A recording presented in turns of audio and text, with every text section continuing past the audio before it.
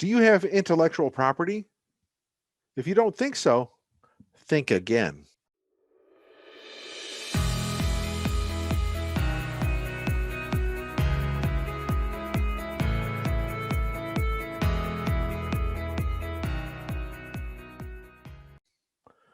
Greetings and welcome to the Contracting Guy. I am the Contracting Guy, and today I want to talk to you about intellectual property. Let me start with this. I'm going to read this from the book Patent, Copyright, and Trademark. Intellectual property refers to products of human intellect that have commercial value and that receive legal protection. Typically, intellectual property encompasses creative works, products, processes, imagery, inventions, and services, and it's protected by patent, copyright, trademark, or trade secret law, period. Now, this comes from the book Patent and Copyright Trademark. This is a pretty interesting book, a sleeper. Now, I want to be straight up with you. I am no expert at intellectual property. I'm kind of like, I can sense it, but I'm not an expert on intellectual property law. So I don't want to give you the impression that I am. I'm not. You need to talk to a intellectual property lawyer if you want to get good intellectual property advice. Now, FAR 27 deals with patents, data, and copyright. So why is it important to small businesses? Well, it is covered in that. So if you create something, for example, software for the government, it's covered. Now, as a small business, you might have other things that are copywritten, publications, manuals, other things that you might have done. And those are covered as well, and you have to protect them. Best way to do that is to be able to talk to a copyright or intellectual property lawyer who can help you with that.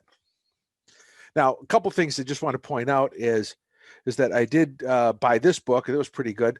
Licensing software and technical, let's see here, and technology to the government. That was interesting, yet still a sleeper. And then this one here, I took a course, FedPub's course, Government Contract and Intellectual Property Workshop. Yeah, it was pretty interesting as well. Learned a lot of stuff. But I learned more about what I don't know and what I shouldn't fiddle with that stuff because it's pretty complex. So what I want to point out to you are the simple things that come along with this. And one is FAR Part 27, which deals with, again, patents, data, and copyrights, and talking about that. So you have, within that, you have patent law, copyright law, trademark law, and trade secrets law. So you might have a secret sauce that you want to keep secret. Well, you have to keep it secret to make it secret. So it's important that as a small business, you evaluate what are the things that need to be protected, whether it's a patent that you have for a process or an outcome, or it could be some trademark that you have or a service mark that you have that you want to protect, or creative work such as the intellectual property that goes into software that you've engineered, or paint. Let's see, another one is pictures and paintings that you might be involved with. So you create something that's yours. For example, let's use this example here. You decide to use somebody else's picture. Now, the picture I have behind me is a picture I took, but if you use somebody else's picture properly, you should get a permission from them and cite that as your source. Say, hey, it's with permission or whatever limited use that's allowable. So I'd talk to a lawyer on some of that, not me.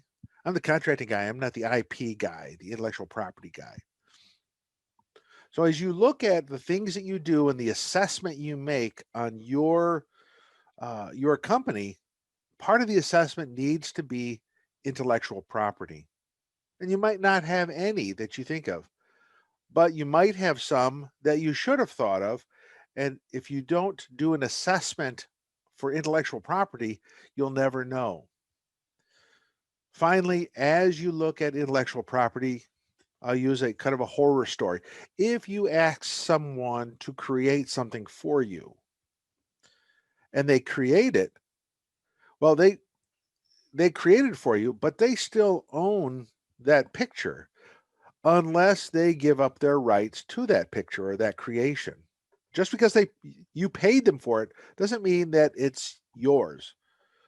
So you need to be able to ensure that you have rights to it afterwards, whether it's unlimited rights or a license, an unlimited license or whatever it might be. But you need to do that. And sometimes small business think, well, because they're my friend, they did this for me. I don't really make it doesn't make a difference because we're all buddies. Well, everybody's a buddy until they're not. Keep that in mind. If you would like more information about patents, trademarks, and copyrights, go to U.S. Patent Trademark Office at www.uspto.gov or follow the link below. With that being said, I'm the contracting guy. I'm out. Thank you for watching The Contracting Guy.